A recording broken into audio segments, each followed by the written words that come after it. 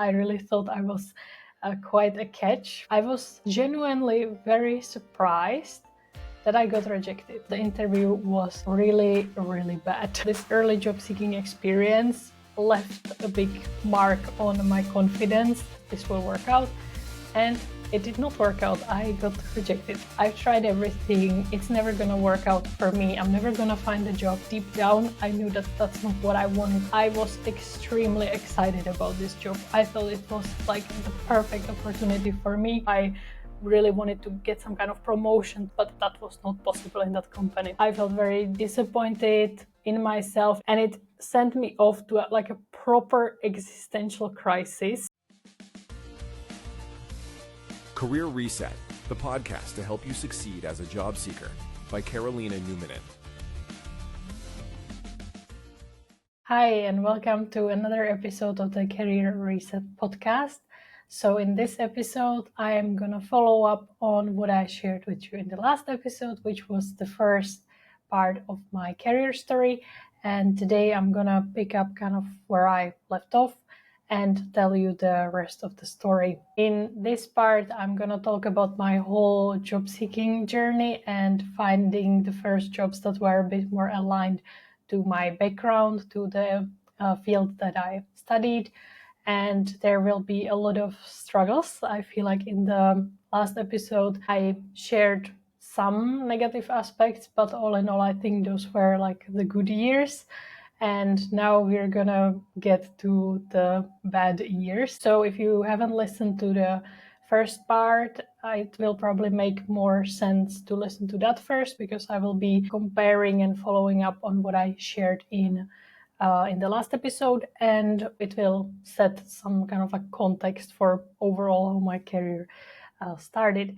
I also share overall the reason there why I decided to share my story. And I want to just repeat also in this episode that I am sharing my story, my subjective view of the situation, because it involves other people, other companies, and it is not my intention to give some objective overview of the situation. I just want to tell you how I felt, how I reacted. And of course, for that, I need to give some necessary context on what was happening outside of me. The point of this episode is not me getting some kind of like revenge. I really just want to share what I went through and how I navigated it. So let's jump right into it.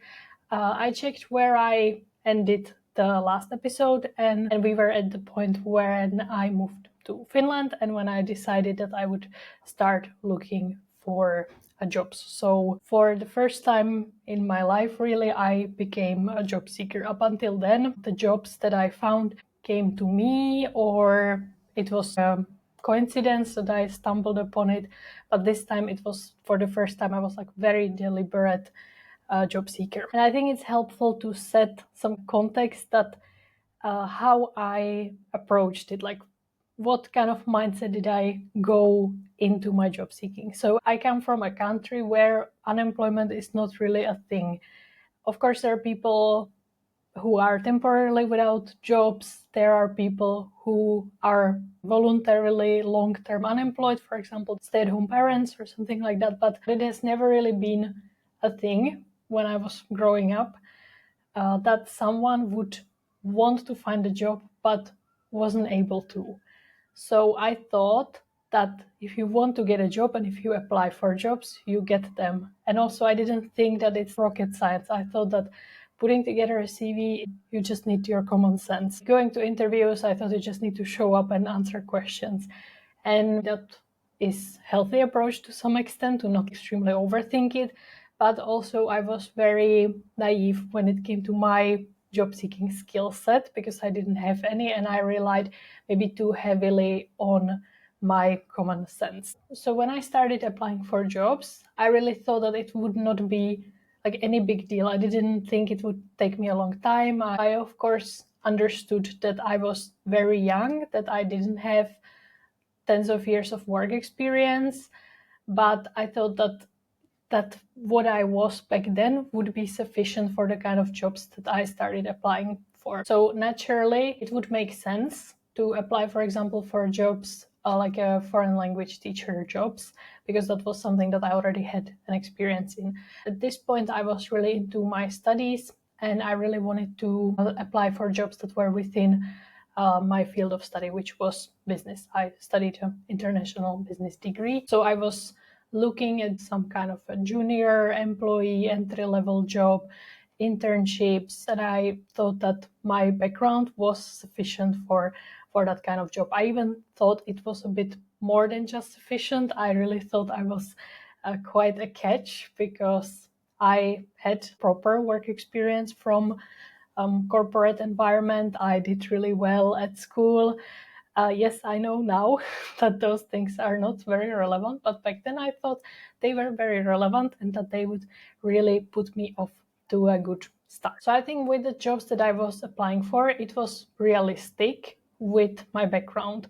The problem was more my approach. My early CVs were a lot of dedicated team player, motivated problem solver, like these very generic phrases that I thought sounded cool and made me sound smart.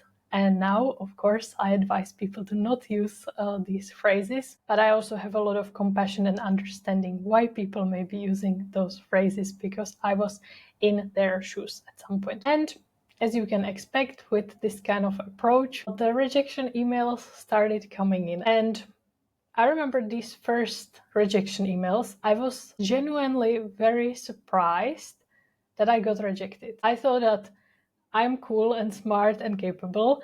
The jobs that I apply for didn't require any kind of specific background, so I thought that I would at least for sure be invited for interviews. But being rejected just like in the very early stage, just based on the CV, it really shocked me. And it was maybe also the first time in my life when something like didn't work out. I was always very good at getting what I wanted. I was very good at school. I got into the university where I wanted to, even though the entrance exam was very challenging. Up until then, always got the jobs that I wanted. And there was always like a lot of hard work behind it. Things didn't just fall into my lap. But in a way, it didn't prepare me for the fact that that's not going to be it forever, that it is not guaranteed that things will always come easily to me. So I would say that the very early stage of my job seeking was big confusion, and that it kind of shattered this idea that I will always get everything that I want.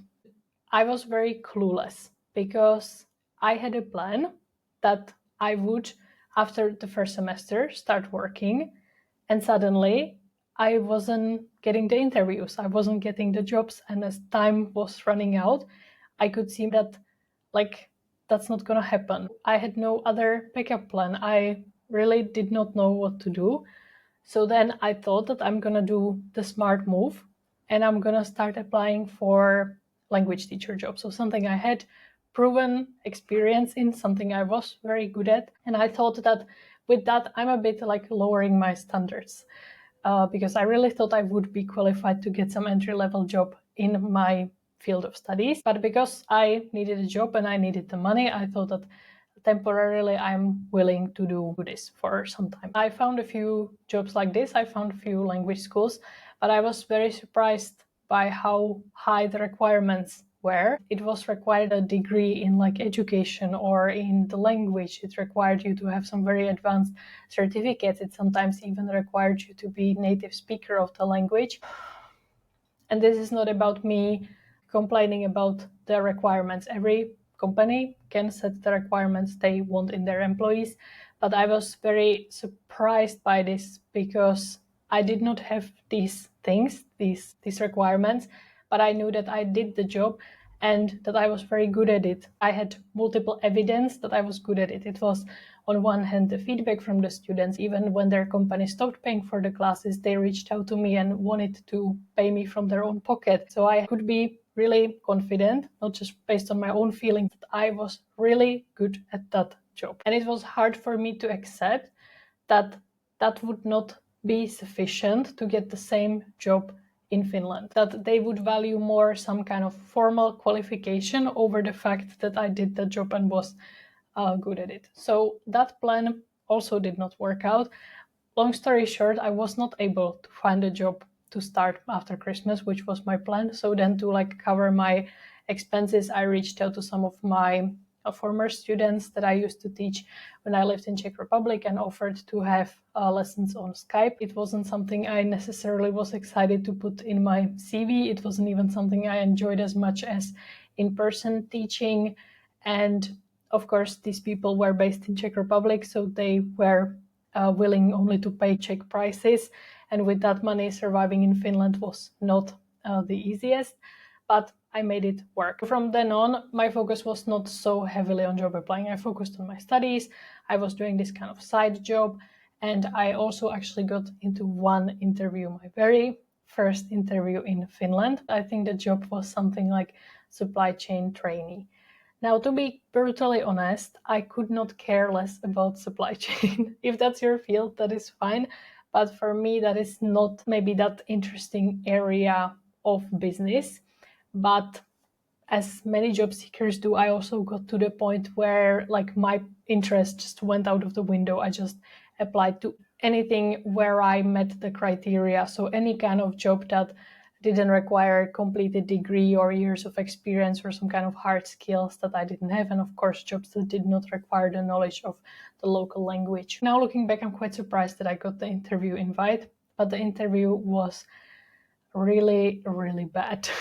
Like, I think partly why they invited me was that one of the requirements was the knowledge of German, and I'm fluent in German. So, and that's maybe something that not everyone had. So they were willing to invite me, even though I was probably very junior compared to the other people who applied. Now, having experience working in recruitment, I have to say that it was not very professional the way the interview was held. I got to the building. There was no like receptionist or anything. So I just stood there and waited and kind of tried to walk around a bit and look around. And then someone like caught me and was like, "What are you doing here?" I said, "I'm going for an interview."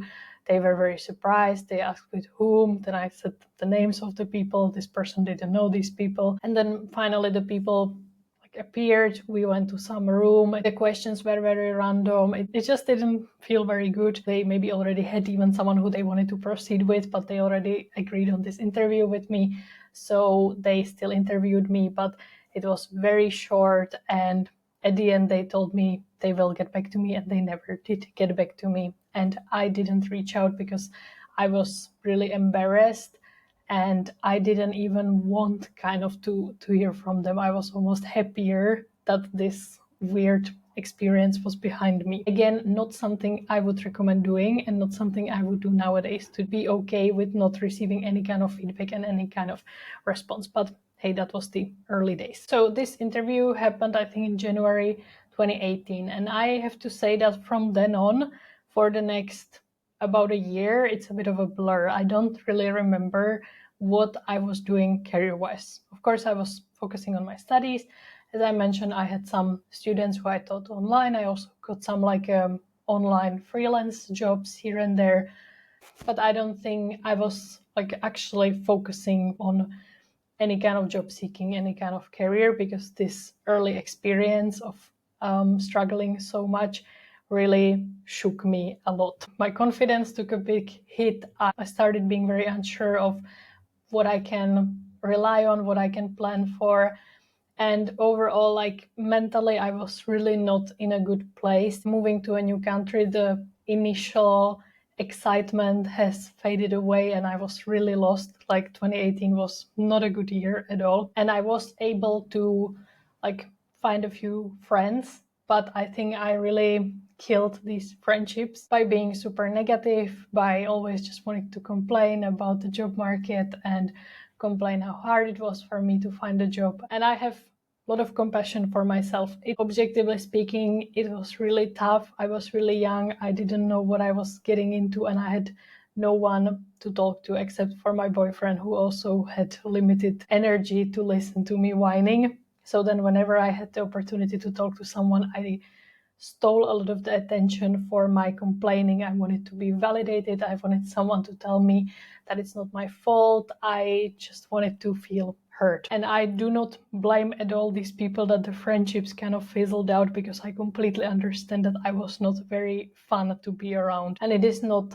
the duty of a friend to be my therapist. And since those friendships were very fresh, it was just a bit too much for them. I think this illustrates that when we struggle with job seeking, it doesn't just affect that area of our lives, but it can very much affect our relationships, our friendships, our overall confidence. And that is one of the reasons why I work with job seekers, because yes, I want to help people get jobs, but I also want to help people to live better lives. And I know from myself that approaching job seeking the way I did was harming many other areas of my life. So 2018 just kind of happened.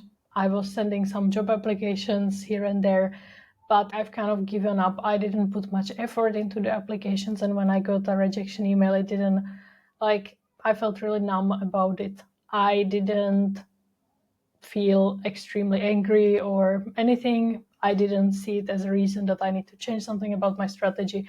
I just sent the application so that I can say, hey, I'm trying, I'm applying for jobs, not my fault that it doesn't work. But all in all, I just stopped caring, to be brutally honest.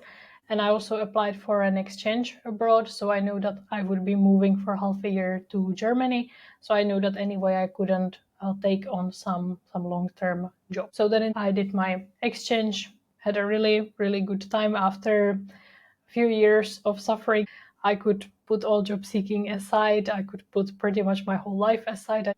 I think that's why so many people enjoy a student exchange, because it's this kind of time where you're quite carefree and you're just living in a new country and doing a lot of fun things. So that was definitely the case for me. But that, of course, did not last forever. I had to move back and I had to face the new reality. So at that point, I finished my second year of university, and my university required me to do an internship that was, I think, roughly 4 months.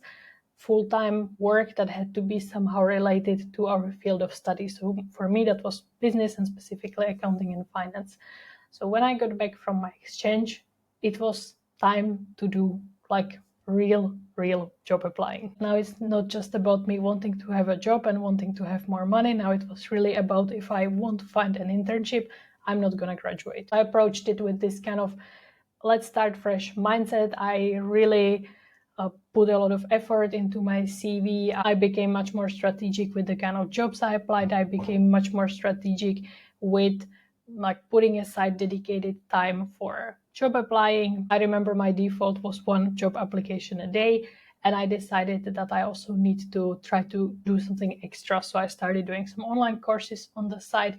I improved my LinkedIn profile. Back then it wasn't as big of a deal in recruitment as it is now, but still it was very important. So I made a good, sufficient profile, took a nice picture, and I also decided that I will try to do more networking. So I started looking specifically at some kind of events that companies that I was interested in were organizing, and I tried to attend those and meet people and learn about the jobs and learn what I would need to succeed in getting those jobs. And back then, my confidence that was originally very crushed from my early job seeking picked up a little bit, because I was doing extremely well in my studies, both in my Finnish university, but also on the exchange. I took very challenging courses and I did really well. I got a lot of positive feedback from my teachers, and I thought that, hey, I'm not so useless after all, I can do this. So that also helped that I approached my kind of phase 2 job seeking with this better sense of self-confidence. And I also got some career ambition back. I was very determined to get a good job and to do well in my career. And especially since I was studying finance, I was very interested in working for some kind of consultancy company. Also, those companies usually had English as their company language, so I thought that would be a good choice. So I decided that would be kind of my main focus. So I followed these companies on LinkedIn. I followed when they are opening new positions, any events they were organizing. And I remember this one particular event that I attended. It was by one of the big four consultancy firms, and it was like a kind of breakfast event for students specifically who were interested in doing an internship there. And part of that event was also that we would do a case study and we would get a feedback from the consultants, and that would also give us a sense of what the job there is like. I thought, yes, that's perfect, I'm definitely gonna go. You actually had to apply and you even had to submit like some kind of cover letter to be accepted, and I was accepted, so that was really good. I was extremely nervous. I still remember taking the bus to that office and just feeling so nervous, because the first 2 years in Finland I sat at home most of the time. And now suddenly I was exposed to new people. I wasn't very good at maybe behaving around other people. But this is now funny for me to reflect that nowadays to go to a networking event, I'm not going to say that I always feel like it, but it doesn't make me nervous. Like, I don't stress about it. I just go there and I just talk to people. And if someone had told me that I would get into that place where it really causes me no kind of stress, I would not believe that, because I had this story that I am a big introvert, that I don't like meeting new people, which to some extent it's completely normal. Like, nobody likes to meet new people. It's vulnerable, it takes a lot of energy, but like with anything else, it's just a skill. You can get good at it and you can get comfortable with it. Anyway, this specific event, I got there were mainly guys, there weren't many women there. They were all from these fancy Finnish universities. I did not study a fancy Finnish university because the fancy universities didn't have bachelor programs in English. So I already felt a bit kind of less than everyone else. Also, vast majority of them were Finnish, although the event was in English. Most of them were master students about to graduate. I was just starting my third year of my bachelor studies, so not a great starting position, but I was really proud that I did not just sit somewhere in the corner and scrolling on my phone, but I walked to people and talked to them, and that actually felt really good, because I could see that we are all in the end in the same boat. We are all there to learn about this company, about this job, and we were all hoping to get an internship in that company. So then it came to to do the case study, and we were split into groups. And then there was one, like a consultant, who was kind of helping and navigated the discussion. The case study was somehow related to like evaluation of a company or something like that. I was used to doing that kind of work from my studies, and that was something I was interested in. So I also watched a lot of YouTube videos about it. So I didn't find it very difficult. I knew exactly what the case study was asking for. I could answer all the questions. I could have like a good discussion with the other people, and I felt really good. I enjoyed it. And I just felt like, hey, I got this, like I can do this kind of job. Of course, it was simplified. We're still just students, but also from this consultant, he was giving me feedback that I'm on the right track. So it was very reassuring. Then we had to present our results. To me, I think because I was used to teaching and like talking in front of people, I never really had much problems with like public speaking. So I presented the results, and at the end, I really felt very reassured that I'm on the right path, that this is a job that interests me, this company feels nice, and I also had the confirmation that the tasks that we were given, I can do that. And even this consultant who was sitting with us walked to me at the end and he encouraged me to definitely apply for an internship, and he even gave me his business card, that if I need any help with the application, I can reach out to him. So I thought, okay, great, like done deal, I'm doing this. And about a week after this event, they opened like a big application round for interns. And I made my application, and I like thought that finally this will work out. And it did not work out. I got rejected. The main reason was that they received a lot of applications, and to make it fair, they decided that the criteria would be that they would prioritize people who were like at the end of their studies, and that they would prioritize master students. I completely understand that that is very fair and objective criterion to choose, but like, even though I said that I got into the point where the rejections didn't crush me so much, this one was once again like this was a defining rejection, because everything was pointing to the fact that I would be good at that job, that I was qualified for that job, and it was something that I really wanted, that I was very enthusiastic about, and still that was not enough. I still got rejected. So that one took a lot of time to process, and that one again sent me to like zero confidence. I don't know what to do.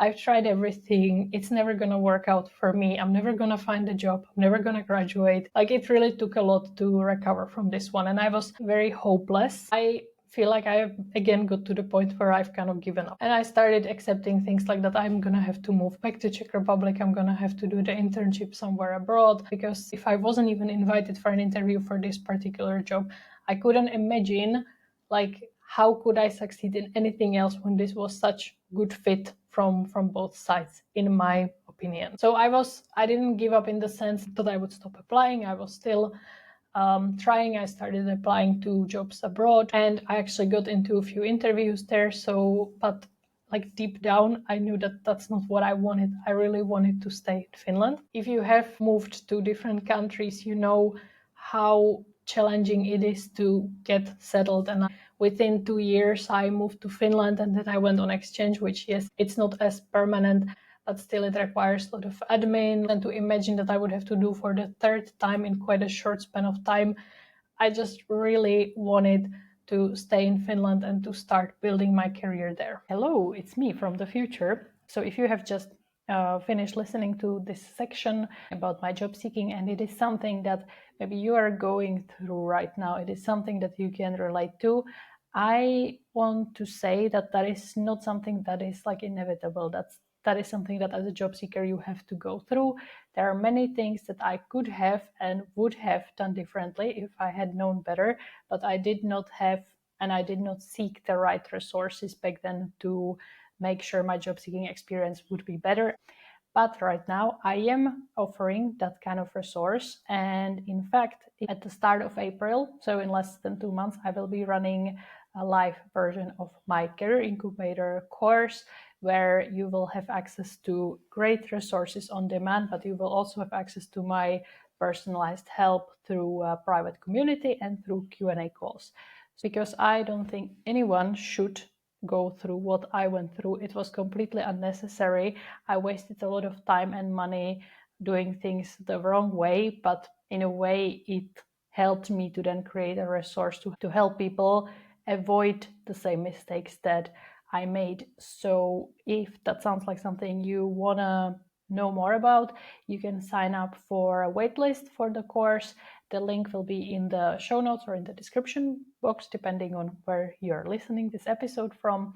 And I will email you once the course is out. So signing for the waitlist, there is like, you're not making any commitment. You are just letting me know that you want to know more information. I would love to have you there. On just want to make sure you know that there is a resource out there, and you can end your job seeking days, and you can find the job much faster with my help. So all the info will be in the description box or in the show notes. Okay, back to the episode now. I was still living with my boyfriend, who was the reason why I moved to Finland, and he also wasn't very thrilled by the idea that I would be moving abroad. And he started helping me a bit with the job search by asking around, asking his friends and family if there would be any option to find me an internship. And in the end, he succeeded. And one of his friends had a startup, and he said that I can come there and maybe we can find some kind of internship opportunity for me. So because at this point I was so beaten by job seeking, I did not keep my hopes up, because always when I kept my hopes up, those hopes were crushed and I had to start from zero. I really wanted it. I thought that the company was super cool. Working for a startup was always something I really, really wanted, but I didn't kind of allow myself to be excited and to keep my hopes up. So I met with them, and I was not so like grasping onto it and not appearing so desperate, but I just was kind of casual about it. I explained what I can do, what kind of work I'm interested in, but didn't make them feel like, please give me this job or otherwise I am completely lost and hopeless. It made a good impression, and the stage the company was in and the tasks that I was offering that I can do was a good match. So long story short, I was offered an internship there. That was somewhat within the scope of finance and accounting, which I needed to show to my university so that I get the credits and I can graduate. You would think that I felt extremely relieved at that point, but it was so hard to believe that after years, like at this point, really years of trying, something has worked out. For a very long time, I didn't let myself celebrate. I didn't let myself even accept it. And I always kept postponing when I will actually acknowledge that it's happening. So first it was when I will hear back from the CEO confirming that we will do this. Then when I get the contract, when I get the contract signed, when it's my first day, and so on. But then finally it seemed like it is happening, and I finally allowed myself to be excited, because genuinely I was extremely excited about this job. I thought it was the perfect opportunity for me to join very early stage startup and to grow together with the company. I found the product of the company very interesting, and I was just excited to start working. I think this level of enthusiasm and of ambition that very junior workers have is unmatched. It never happens again in your career that you would get this super enthusiastic. And there was, I think, a month in between us agreeing that I would start working there and me actually starting working there. And I spent the whole month preparing for that job. I remember I listened to so many podcasts about startups, hours and hours and hours. And I was writing ideas of what I want to do. I was reading a lot, learning a lot. I wanted to set myself up for success, and I really wanted to prove myself in this job. So then came finally the long-awaited first day. I was super nervous, and as I mentioned, since the company was very early stage startup, there was no formal onboarding process where someone would walk me through. I very much had to figure things out on my own. The first day was very confusing for me. I was not really sure what I was supposed to do. It was the first time I had some kind of company email. It was the first time I think that I used Slack. So it took me a long time to figure this out, but I didn't want to look like an idiot. So I thought that if I will ask questions about something so basic, like how do you set up your email, I will look like an idiot. So I just spent literally the whole day just trying to figure it out, and then also kind of familiarizing myself with the product that the company was selling. So the first day, to be honest, did not feel really great. It felt really confusing. And that's what I also tell now my clients when they're starting in a new job, that don't put too much pressure for the first day, that if it doesn't feel great, if it feels very confusing, if you actually feel a bit disappointed at the end of the first day, that is fine. You will get a grip on things. And for me in this job, I started figure things out. I started getting some tasks. I started really familiarizing myself with the processes. I started getting some projects done and getting some feedback, but I kind of felt that I would have capacity for more. And that is something that I only can understand later, after I worked with interns myself, that hiring an intern is a big time commitment for the company, because I was very early stage and I needed a lot of guidance, a lot of reassurance. And in such a small startup, there's no idle people. Everyone is doing something, and nobody had the time to sit with me all day and teach me things and give me tasks. And it required me to be more proactive and find the tasks myself and not sit around and not wait for others to involve me. So there were also times when I felt quite idle, but things were going well. The company was at a really good stage at that point. Everything was looking nice and bright up until March 2020. And this company was, with its product, kind of dependent on tourism. And of course, that wasn't a great position to be at when COVID started. And also, as when I joined, they just got quite a big investment, and the plan was that from then on they would really start growing their sales. So there was quite a heavy focus on getting new customers. And from time to time, it was like hinted to me that there would be the possibility that I could stop working on the processes that I created, because once I created them and once I automated it, it didn't require that much from my active observation, and that it would have been helpful that I would help out sales. What that meant was basically doing cold calling and cold emailing. And although at that point I was really open to many things, because I was just a student, I didn't have a very clear idea of what all the different business areas really entail. So I was open to trying new things. But when it comes to sales, and when it comes to specifically doing sales this way, I really did not feel like that is something I want to do. So for a long time, I was resisting because nobody was forcing me to do it. It was just, hey, there is this option, because I spoke other languages, that maybe I could try to find customers in those countries where I spoke the language. But I was still able to say, I'm not maybe very interested in going that direction. But the thing was that my contract was expiring at that point, because it was only for the 4 months for the internship period. So that was not a really good situation to be in, because beginning of COVID, like extreme uncertainty of what's that going to mean for the world. Finland was really restricting foreigners who can enter that country. And overall, just being without a job at any point is not a great situation. I felt like I've just started, and I could still very vividly remember the misery of my job seeking days, and I really did not want that. So I was determined to get another contract with this company. And there was also interest from their side, and it wouldn't be any more internship contract. It was just like a regular full-time employee contract with regular employee salary. So because the intern salary like was not enough for anything basically, so having some kind of normal salary finally for the first time ever was also a nice thing to have. But there was a catch.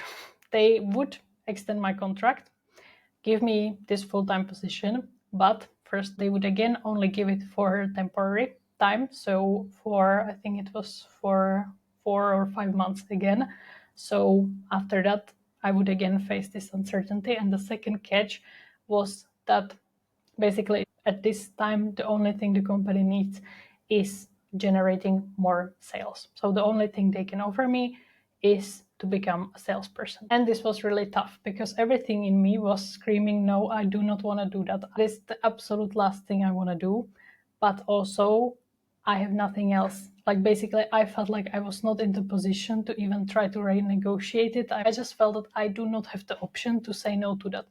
I felt that I just have to agree with it, because that's my only option. And fair enough, like my negotiation position was not the strongest at that point, but also not even trying to renegotiate it, for example, to not have just a temporary contract, was a bit of a stupid move back then. But I have a lot of compassion for myself. Like I did the best that I knew. And I convinced myself that, hey, I have not even really ever done sales, so how can I be so sure that that's not something I want to do? If I worked with a client who was in the same situation like I was, I would say, yes, you do not know exactly if that's your thing, but you can trust your instincts, whether you're drawn to that or not. And those instincts are usually correct. And I was definitely not drawn to that. So the situation did not feel great to me, because I would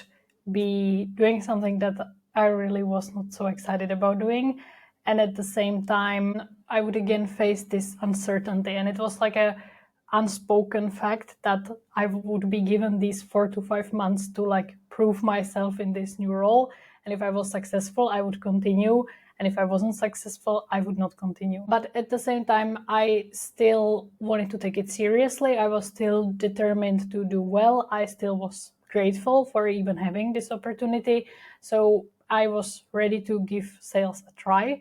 I remember I even went to some like a meetup of salespeople. The demographic of the participants of this event was very different from mine. It was mainly men in their 50s in their suites, and then there was me but I still try to talk to many people and I ask them, can they give me some tips for how to do cold calling, how to do sales. They gave me really good tips. I wrote it down and I was like, I will give it a try. And so I did, but I really quickly found that back then I did not have the emotional capacity to handle cold calling, and I did not have that strong connection to the company and the conviction in the product being worth the customer's time and money to sell well. I can say that now because now I'm an entrepreneur and sales is a big part of what I do, and it is still really hard even though I'm selling something that I very, very deeply believe in and I am able to decide my own sales processes. It is still hard, but kind of having to do it under pressure in a way that did not feel aligned with my values was like next level. And I have to say that there was no pressure to bring some specific number of customers. My salary was not related to the success of my sales because the company was only kind of testing out this process themselves. So they acknowledged that it will take time to iterate.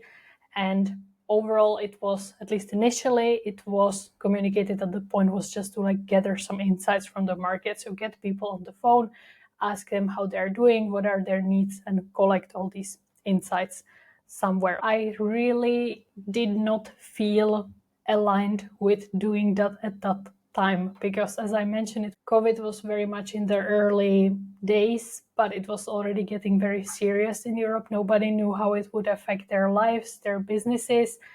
These businesses that we were contacting were somehow related to traveling, to tourism, so they expected that it's not going to be a great year for them. And I was supposed to call them in these uncertain times and convince them to buy our product. So you can imagine that if somebody pick up the phone, they were not very happy to hear from a salesperson trying to sell them something. So often the responses I got were really harsh, and as I mentioned, I yet did not have that mental capacity to be able to not take it personally. I took it very personally. I was very hurt by it. Same with emails. I was also sending a ton and the responses were negative, like stop sending me emails, where did you get this email address, and so on. And that was basically like my whole day to day. And we had, for some strange reason, we had every morning this kind of like daily meeting with the other people who were working on sales and marketing, and we were supposed to say what we we're going to do that day. But the only correct answer was we're going to be calling and sending emails. Ideally, calling was more like a praised than sending emails. And then we did like a debrief of what kind of responses we received from the previous day. So I dreaded this meeting every day where I would have to be there and have to say, I will be calling today, because that was the only thing I was supposed to do. And with every additional day, I could feel that that is so much not what I want to do. It was very, very mind-numbing. And what also annoyed me that like with the quantity of contacting that we were doing, there was from time to time someone who would say, hey, I might be interested. But the thing is that I did not know what is like the protocol and like what is the process.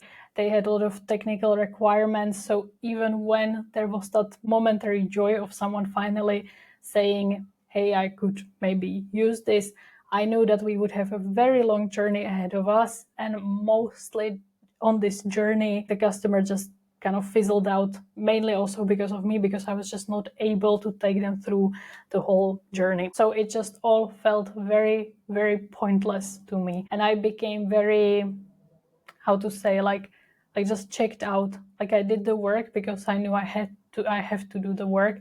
I was often extremely much postponing starting my day and making the first call. And after that first call, I would wait to do the next call. I was not a very effective worker back then. I will like admit that. I was just like a robot. I knew I had to do some number of calls in a day, send some number of emails, and I just did it like very mechanically, like with no engagement, no enthusiasm, nothing. And again, now as doing my own sales and like really learning how to do it well, I can now look back that is not the best approach. You cannot do sales like a robot. Well, you can, but you're not gonna get very far. But the situation in the company, it just did not seem that I would be able to stop doing that anytime soon. And I was at the same time writing my bachelor thesis. I knew that putting all my eggs into the basket of this one job was not something that would be very smart and not something I wanted to do.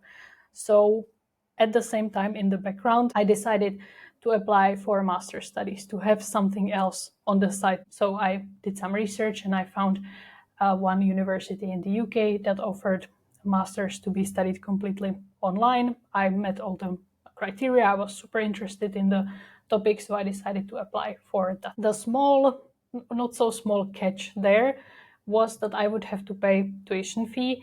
That was approximately 10,000 euros.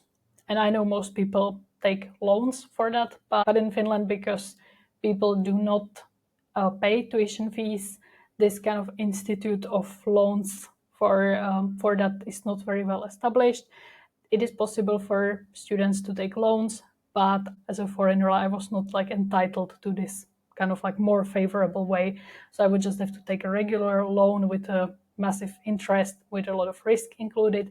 And I just decided that I'm gonna try and push it, and I'm gonna try to save up that money to just pay the tuition fee out of my pocket. Just to give a context, that was an extra layer of why I was so gripping to this job, because it was my only way to save for the tuition fee and to start studying. And because it was COVID, like nobody was traveling, nobody was eating in restaurants, nobody was buying fancy clothes, I really saved like 90% of my salary. I bought nothing in this time. I just got the salary, it went straight to the savings account. Any kind of extra money that I was able to get went just straight to that. So I had this very strong motivation to stay in that job and to do at least like some satisfactory kind of job to be able to afford the tuition fees. And in the end, I was able to do that. I was accepted to that university. I was able to pay the tuition fees. And as I mentioned, I was on a temporary contract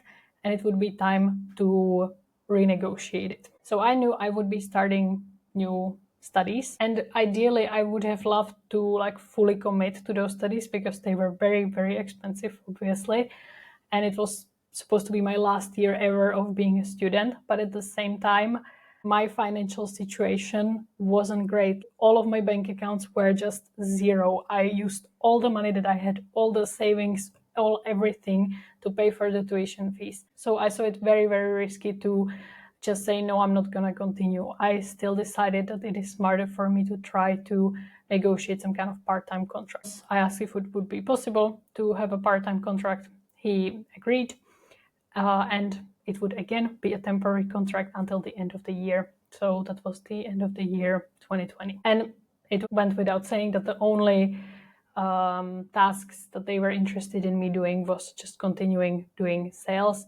And up until then, my sales score was not the greatest. I think I was able in the 5 months to find like 2 people who were kind of interested. So it was quite obvious that if that success rate would continue, that would be it for me. And I have to say that combining studies and work is really, really tough. So basically the studies were very, very challenging. It was master's level. We were required to do so much.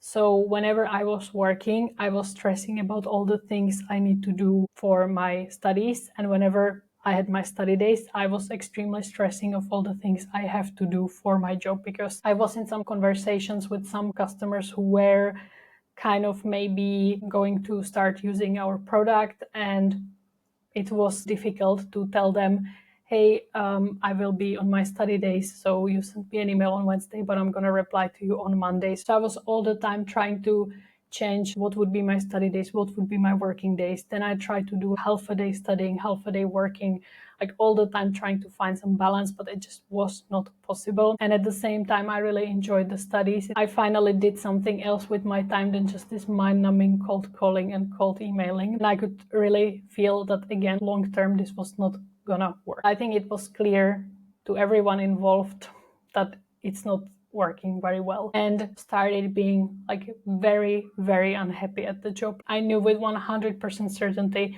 that this is not the field in which I want to work, like sales and customer support. And I could see that, like, I couldn't see any other opportunity for me to do anything else there. I still really like the people, but I started being very, very disengaged, and it started feeling like a dead-end job, like that there is no way for me to move forward.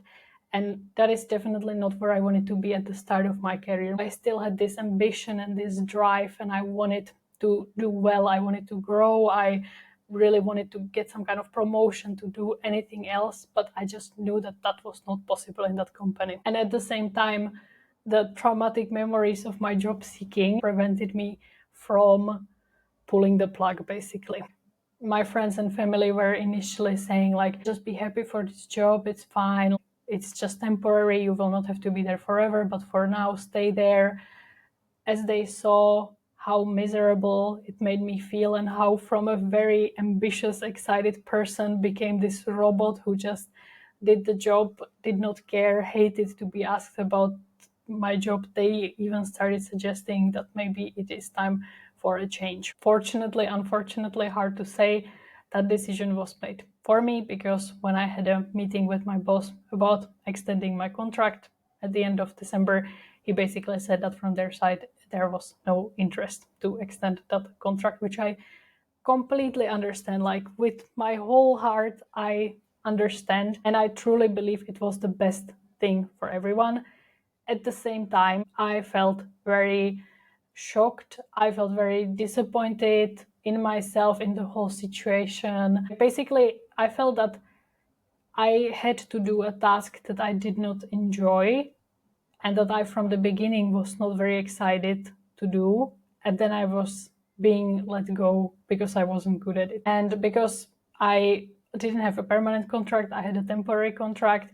I was just told like 2 weeks in advance that the contract will not continue, and I basically had 2 weeks to like sort myself out financially. So I felt very relieved that I would not have to do that job anymore. And at the same time, I felt really scared of what am I gonna do. Also very, very not excited about having to be a job seeker again. As I was talking about that one networking event with the case studies, that was like a defining moment in my job seeking journey. This was another very defining moment, because I am able to see it now, like with a bit more perspective. I am able to reflect on it. But back then I let it really shake me to the core. So I was in this job for like a year and a month, I think. And when I started, I was extremely ambitious, extremely dedicated, committed. I thought career is one of the most important aspects of my life. I was determined to have a good job and progress in it. I loved learning. I wanted to get better at things. I was like just bursting with enthusiasm and ambition. And at the end, when I was leaving this job, I had zero confidence in my skills. I had zero interest in jobs and careers. The fact that this first experience that I thought was supposed to be it went so badly for me, it really shook what I thought I wanted, what I believed about myself, and it sent me off to like a proper existential crisis, which now I'm again able to like understand much better what was actually going on. But back then I just thought that I am completely useless, that I have no goals or dreams, that I don't even care about jobs, I don't ever want to work. I started questioning like my studies, like what's the point in that? It's all about business and money and profits, and there is no higher purpose to anything. Like, I was really going quite crazy.